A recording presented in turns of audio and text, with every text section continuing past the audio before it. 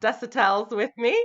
And I was so excited when she agreed to be on the event because I've learned so much from her in the past 2 years that I've been aware of her and her research and her the brain and how kids under trauma function and how we can help ourselves and our students. She's a teacher, professor, researcher, creator, and I call her a mentor because I've learned so much from her. So welcome. How are you doing, Lori? Very well, Kara. Thank you so much for having me share today. I really appreciate it. You're welcome. We're thrilled. Can you just share a little bit about your background for the audience? Absolutely. I am a former special education teacher. That's where this work began for me. I taught children with the classification of emotionally disturbed in a self contained classroom for 7 years in Elkhart, Indiana, and then here in Indianapolis.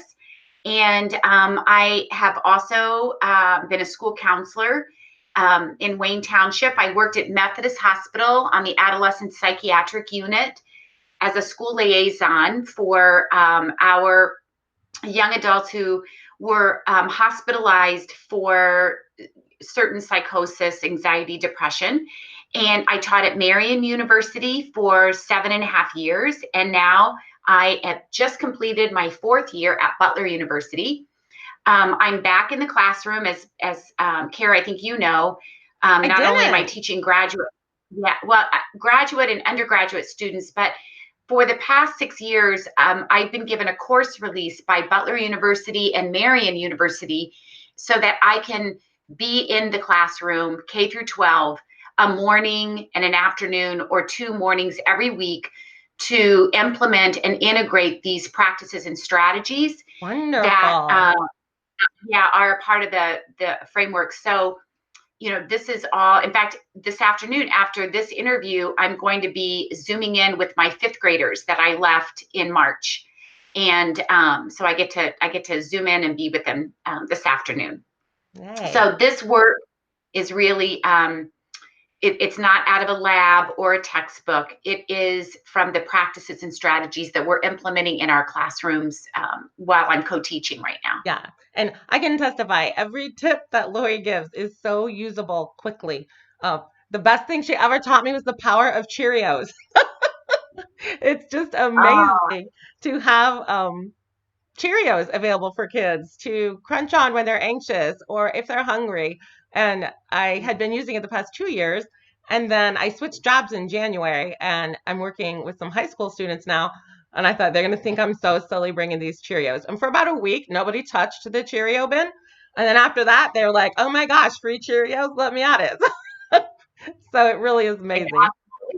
yes. I mean, just the smallest things, It but is. yeah, Okay. absolutely. So let's jump in and learn what good you have to tell us.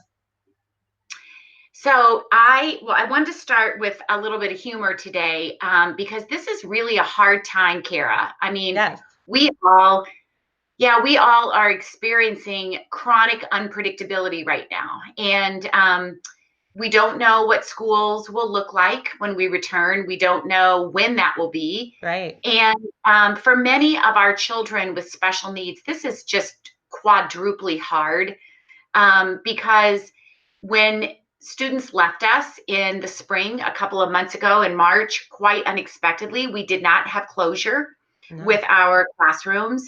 And we also know that many of our children and adolescents were returning to environments that for many of them did not feel safe and they did not have the connections that they have at school and in our classrooms.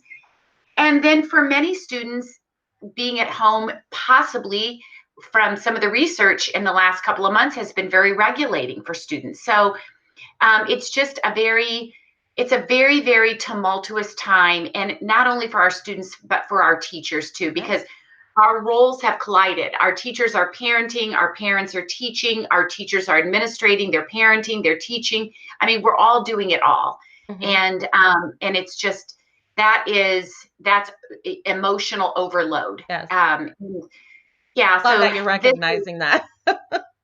yeah, very, very much. I mean, I think this is a really good time to share this work because when we go back, in the fall or in the summer, when that happens, more likely we will see an escalation of some behavioral challenges, because we know that our children and adolescents who are experiencing significant trauma and adversity in the brain and in the body, that will manifest through their behaviors. Mm. So as we begin, I wanted to share, I found this cartoon yesterday and it made me laugh out loud.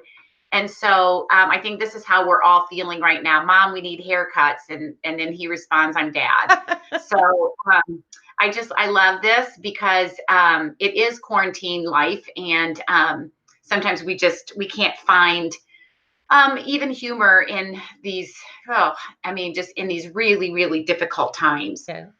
So, Kara, I wanted to begin today by sharing that in the fall, we will be reminded that our children are going to be communicating with us through their behaviors. And what they are going to be saying, but in a very indirect way, is that my body remembers this pandemic. My body remembers the grief, the fear, the isolation, the hunger, and the danger. I was alone. My body remembers when this school that I trusted suddenly disappeared. And I don't know if I can trust you. What if it happens again? I need to keep myself safe. Oh my gosh, that's So, powerful, Laura. It's like give me chills. well, and again, this was written by Stephanie Grant. I don't want to take the credit for that, but when I was trying to find some quotes that really express how what we know now, that trauma and adversity are held in our body. We can feel it when we can't get a deep breath. We can feel it when our hands get sweaty. I know, and it's so interesting, when my girls, my two daughters and I get teary, our eyebrows ache. They sting. Sometimes we feel hot. We feel sweaty. We have a rapid heartbeat. And so what we understand is that this implicit sensory information comes in through to the body and to the brain, but it is subconscious. And I love this sketch because I think what we don't see is we see our children and our adolescents trying so hard, but when there's information and sensory overload, it can override our ability to think clearly, to ask for what we need, and to emotionally regulate. So I want to begin this, today, and I always go back to my roots, and that is teaching children that did not really have a disturbance or a disorder, but they really were struggling with a reordering of networks in the brain. And I would have been a very different special education teacher had I known what I know now. Yeah. And again, I would have been a different mom, because this is about my brain state. I want to emphasize that to every special educator today. You drive everything with regard to behavior management. And the two conditions that we all need, every single one of us, to teach well, to learn well, to lead well, are connection and safety. Yeah. And those two conditions are how the brain is wired and aligned from the very beginning of development. And I love this image where the little frog says, "It won't hurt so much if you share it." Yeah. And we know that our children and adolescents who are struggling with emotional or physiological or mental cognitive challenges, that brain can heal and it can repair to some extent, but it takes all of us, because we are social organisms. We are social brains. And the brain builds the nervous system when we are connected. Mm. So it's attachment that is the carrier of brain development, and it's attachment that builds our nervous systems. So as a special education teacher, I think this framework, and I want to emphasize again, it's not a program. And Carrie, you've heard me say this a few times, that this framework is the plate that we put everything on. So, as I speak to the COVID-19, and as I speak to some of the layered trauma that we will see when we return to school, and some of the anxiety and the angst and the depression that we all are experiencing in our homes right now and with our children. This framework speaks to parenting, it speaks to teaching, and it's supported by the four legs of my brain state, of attachment, of co-regulation, which I'm going to talk more about in a couple of minutes, and Love it. about teaching each other about our neuroanatomy.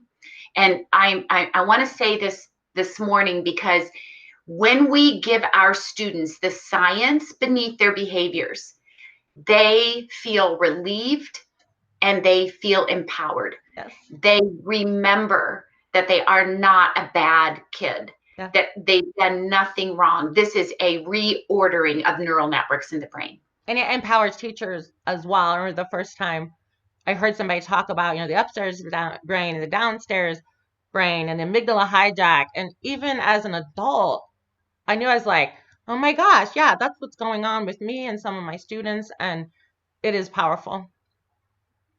Yes, I agree. It's powerful for all of us. And that's why I really think that a framework can look very differently, but what it shares in common in every classroom or every building are these four pillars, and that support learning, but they also support regulation and connection. And so we know that everything we do in schools is really, steeped in neuroscience. I mean, educational neuroscience supports restorative practices. It, supports attachment and academics and discipline and Mm. PBIS, and all the programs, zones of regulation, conscious discipline. I mean, we as educators in districts spend so much money on programs. And No so kidding.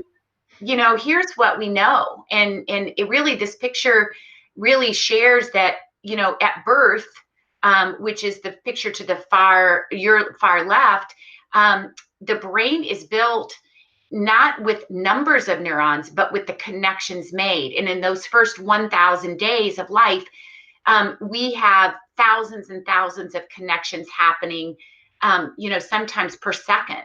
And so then what happens during adolescence, those who teach, fourth, fifth, sixth, seventh, eighth grade, freshman, sophomore, then we see the brain begin to specialize.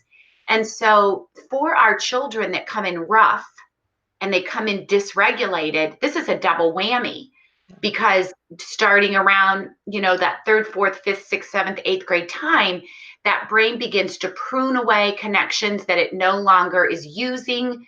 And then we kind of have a vacancy in brain architecture as it prepares for young adulthood, because connections are strengthening and they are becoming fewer because the brain is specializing. So we can see very inappropriate, ornery, disrespectful, oppositional, defiant, or shut down behaviors, because this is the greatest time of brain development. Over to the left, first 1,000 days, and then second greatest time of brain development is starting in upper elementary through middle school and early high school. So we're not excusing behaviors, but we have to understand that the behaviors that we're seeing and the challenges that we are facing with our students are literally, the origin of these challenges is brain development. And it's almost like a remodeling of the brain. So when I was teaching children with the classification of emotionally disturbed, I would have shared this with them. And we can make a lot of different analogies. And you can interrupt me, Kara. I just keep going because I want to go to the strategies. But You're fine. I feel like, we're teaching kids about their neuroanatomy. And if you put your hands on your forehead, right behind your eyebrows, this is Spock from Star Trek. I mean, this prefrontal cortex is the seat of where we emotionally regulate, where we find, good, strong, solid decision-making skills, where we have working memory and sustained attention. And this doesn't come on board, and it's not fully developed until late 20s or early 30s. So the rest of the brain, the lower brain regions of the limbic structures in the brainstem, are pretty much, developing or fully developed in adolescence and childhood. And so you have this fight, flight, shutdown response that can override your thinking. So when our kids become rough and they become dysregulated, that prefrontal cortex, Spock, we compare him to Spock, is really taken over by Captain Kirk. And so we see, these agitated, irritated behaviors, and again, not excusing behavior, but to really understand that, in upper elementary, middle, and high school, it's our job as an adolescent to question authority and to look through the lens of peers and to be I very think I like that you mentioned that, because so many of us hear maybe probably our gen ed partners saying to kids, well, they should just behave because or whatever, and so hard. They can't. hyper. Their brain says they can't, and we know that. That's science. No, and I'm going to show, I'm glad you brought that up, Kara, because I am going to skip through a few of these slides. So bear with me, because there's one I want to show, and this is the reason that they can't. And it's not this one, but I wanted to share this activity with our special educators today, because this is really going to be these practices and strategies right now in e-learning and through the summer for parents. And then when we return to schools, this is just one example of a procedure that we could use to warm up the brain, and get them ready to learn. And kids are going to come back and they're going to feel pretty isolated. They're going to feel pretty confused and kind of lost, maybe behind. I mean, there's just going to be just really a mixture, just, this mirage of feelings. But we talk about the pandemic and they draw it.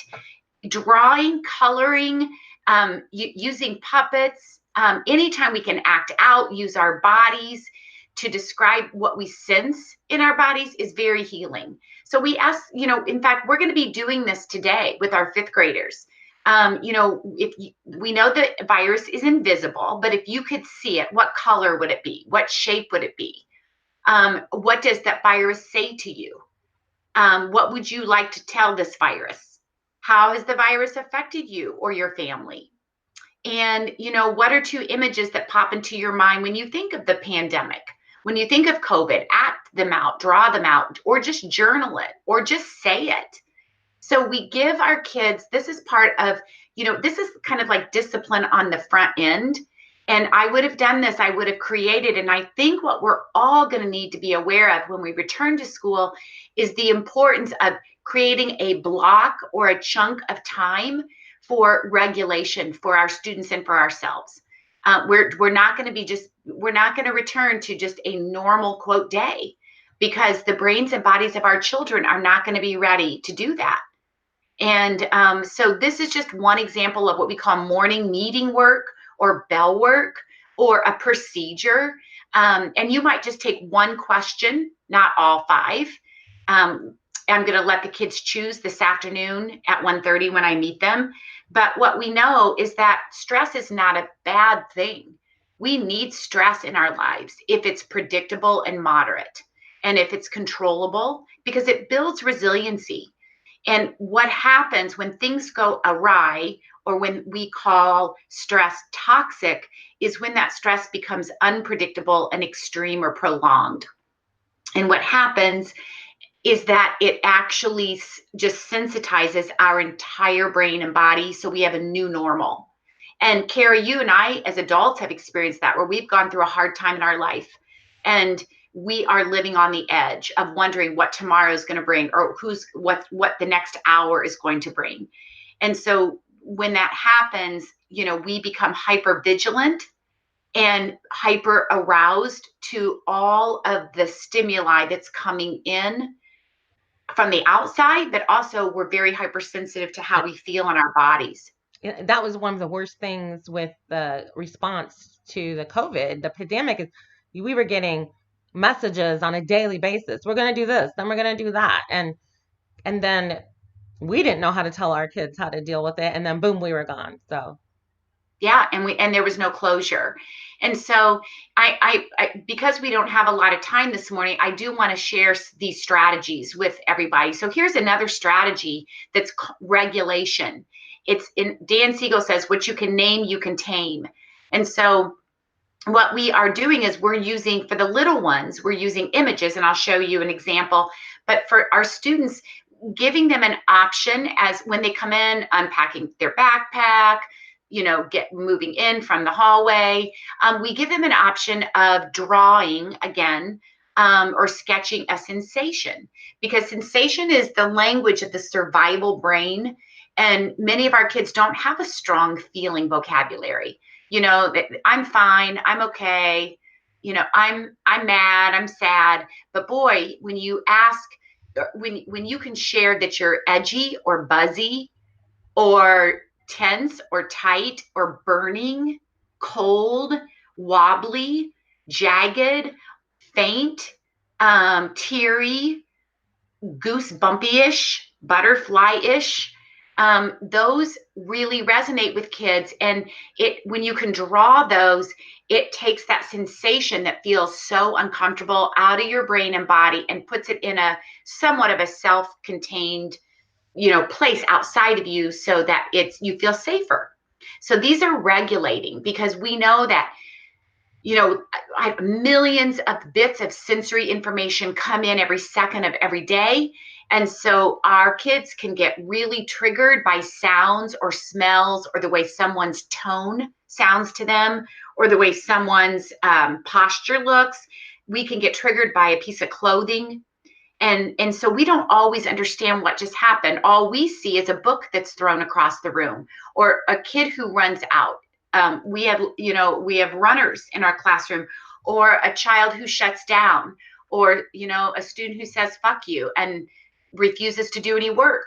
So those behaviors, I'm not condoning those, but we have to understand that sensory input, that implicit memory, fragmented sensory input, gets buried in the brain and body, and our kids aren't even aware of what just happened.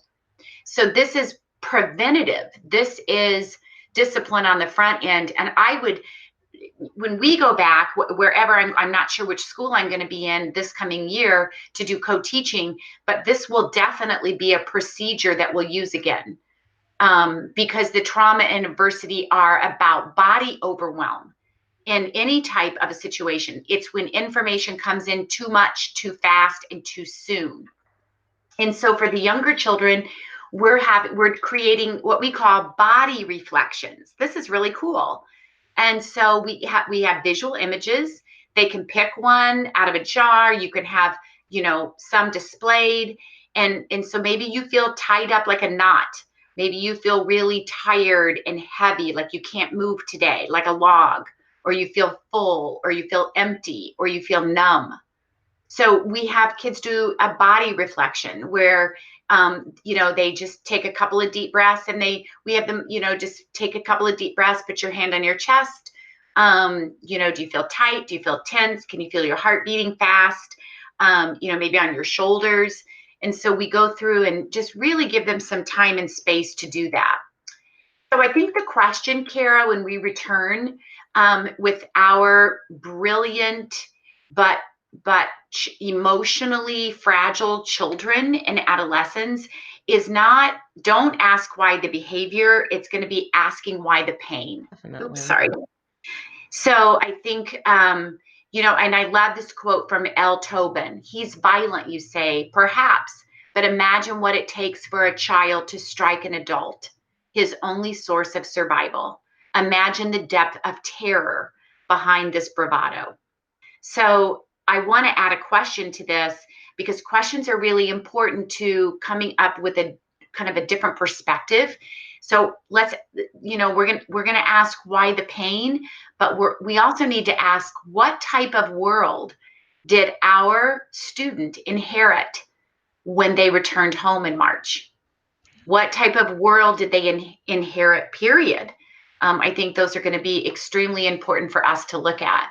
And what we understand right now is COVID-19 has taken existing trauma, adverse childhood experiences, and has added a layer of this trauma onto that, which is poverty, homelessness, unemployment, racism, marginalization. And so all of these community adverse experiences are, just they're accumulating in the body and the brain too. And we are contagious as human beings. So what our parents are feeling, what our caregivers are experiencing, children pick up on that.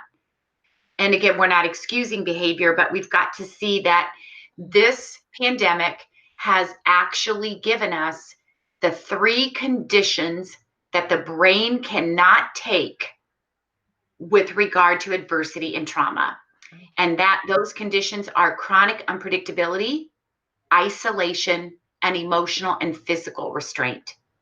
So Wow. many of our children will come back from very isolated environments. So are we. I mean, I have driven, a tank of gas has lasted me 2.5 months. I've not been anywhere. Yeah. Um, I mean, it's really interesting. But I have a home that feels safe to me and comfortable, and I have food. And some of these insecurities and these marginalized conditions it's family trauma. Yeah. And our children they are like digital recorders, especially our young children are picking up this contagion from the stress in their homes. So I encourage our just fabulous special educators to really pay attention this fall to your procedures and to your routines and transitions, and to be intentional, because this framework isn't asking us to add anything more to our plate. What it's doing is it's asking us to be intentional about connecting with students through what we call touch points. It's providing regulation routines, checking in, like I've shared, like with a sensation word wall, or drawing your sensations, doing a body scan, having, just maybe open-ended questions that can be acted out, but being very aware that when the amygdala is activated, then the prefrontal cortex begins to atrophy and go offline. So there's like an overactivation in limbic structures, and therefore an underactivation in the parts of the brain that we need to do school. And that's what's so concerning. Great.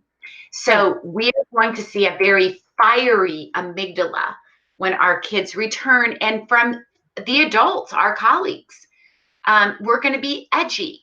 A comment, a look, a gesture, functioning from a survival state, because our brain's alarm system has been on for a few months for many children, not all children, but for many children. So, And I Lori, think, we just have a few minutes left. Can you talk a okay, little bit about what we can do to protect our brain state? so are you talking about for the educator brain state? Yes. So the same practices of focused attention, taking 3 deep breaths, journaling, literally drawing our emotions and our feelings, making sure that we have enough water, getting the sleep we need is critical in this time. And if we cannot sleep, if we're struggling with sleep, then it's listening to music. What regulatory practices feel good to us? Some of us need movement and exercise to get calm, then do it. Some of us need music. Some of us need touch or pressure, like a weighted blanket. Some of us need to be with people. And so if we're physically isolated, make sure that we are not socially isolated. Yeah. So connect with people that lift you up, and really track the experiences and the events that you need as the adult to regulate your brain state, so that there is contagion for your students when they get back. Great advice. And I will have some links when this goes live to your work, your website. I know you have a lot of resources and videos that people can watch to get more ideas as well. So Perfect. thank you so much, Lori, Oh, Kara, thank you. Thank for you so your much for having me.